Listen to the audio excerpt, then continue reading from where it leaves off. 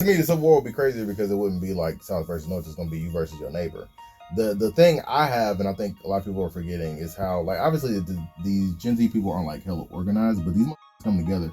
And also, I think a lot of times in human experiences where it's like, it's bad. And so we automatically say, everybody's going to turn against each other. Everybody's going to fight. But I feel like a lot of times the opposite is going to happen where people actually just get together and it's not going to be like this selfishness. Because we've removed everything else from it. But we seen what happened with COVID, man. Like, we seen what happened with COVID with people going in the stores trying to scavenger and fighting over stuff. So I don't think there's that togetherness. Initially, maybe, but then we have films like The Purge, and I think all this stuff is ideologies and these viewpoints are being pumped. I'm scared of the boomer white generation and what effect this will have. No, for sure. They're gonna go crazy. What they're gonna, because they're gonna go nuts. Yeah, they're gonna. And they're really like the last piece of generation that actually has any. But they old war, well, yeah, but they also have war trauma. They also stockpile guns. They also. It's I'm really the whole QAnon sect. See, that's what I'm saying. So I feel like I hear what you're saying. I think there's a lot of boomers in there and some Gen Z. The issue with the youngest boomer is like 58.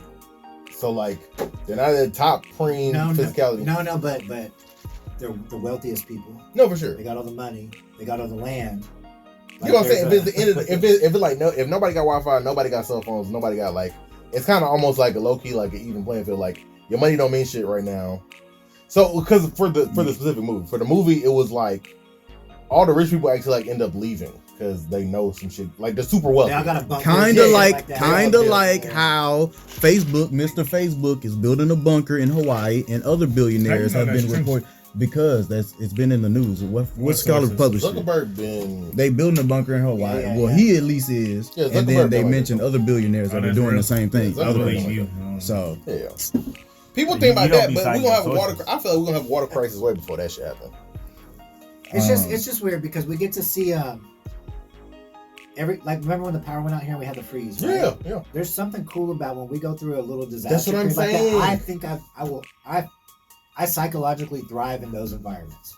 And I to me, just like with COVID, like people say, oh, COVID, like they talk about the bad. You talk about all the bad shit in COVID, but the good shit was everybody was getting into their own like personal shit. Boys was getting their life together. Like the ozone started closing up. It was like I got to watch my kids grow. It was like water started getting clean. This is like crazy. It was like, yo, what the fuck? Honestly, stuff like this. But at the same time, we're still dealing with the whole set of after effects. Yeah. Like, but that's because they didn't take care of us after. That's what I'm saying. Like it was like that. It's way easier for fucked up people to be bad people in a bad situation than it is for good people to hold fucked up to people be good. Like True. As long as we prepare for this, it's fine. I think it's fine. As long as it's. But your house is literally in the middle of a suburb, surrounded by a major freeway. How is that prepared? I don't know. Y'all got wood to board up your windows. Yeah. Y'all got generators. Yeah, we're gonna get all of that. I see what you're saying. Because even when there's a hurricane and shit, like people get together.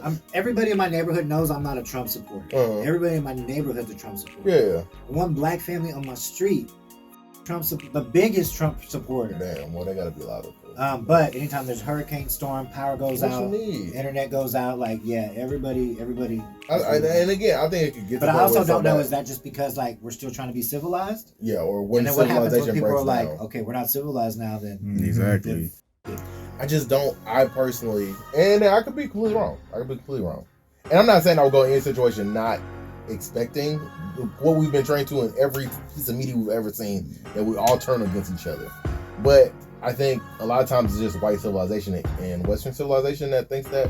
If you think about like Lord of the Flies, it's like all these young white kids. It's not. That's my people. Yes, it's not any mixed kids. It's all young white kids, and they break into like this like feudal system rule, and you're just like, what the fuck is going on? Like y'all are just kids. I mean, because if money don't mean anything, that's crazy shit. If money don't mean anything, they just have to create a barter system. Then we're just gonna be trading goods, like medical supplies and stuff like that, and food and stuff like that. I think it will turn into a what's the show where all the women are subjugated? That's it. Handmaid's Tale is to me a more realistic. Yeah, that's what I think will eventually happen after the bloodshed of the. Oh, you think so? Okay, man.